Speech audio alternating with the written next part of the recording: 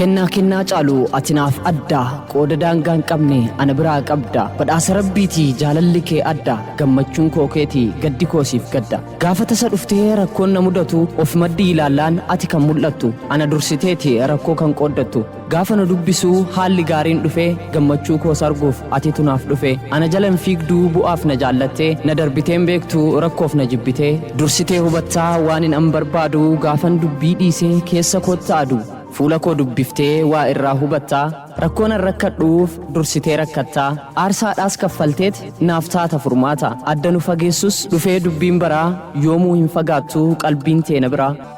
ati naaf daawwitii siiniin of ilaalaa ati anaaf humnaa siiniin of ijaaraa eessayyuu jiraattus addunyaa kanarraa takkaanan dagattu hin fagaattu narraa ati naaf kafanaa jedheetis sin ibsu kafana si godhee firraa sin fageessu jechoonni nin an beekuu danda'ee sin ibsu hiriyaa koo jedheetuman ofirraa si dhiisu siin jaaladha dhugaa eenyuun sin qixxeessu uumaa rabbiin uumee danda'ee sin ibsu mee waa'ee kee kana rabbumaaf haa dhiisu umrii naaf dheeradhu sin argin hamaanii oolmaa kee lakkaa'ee hin fixu'ee ani dachaa siifaa taatu meetee gammachuuni fayyaadhaa sin dhabin sin argin hamaanii bu'aa bahiin rakkoo narraa sin arginii lalisii dagaagii jiraadhu barayyuu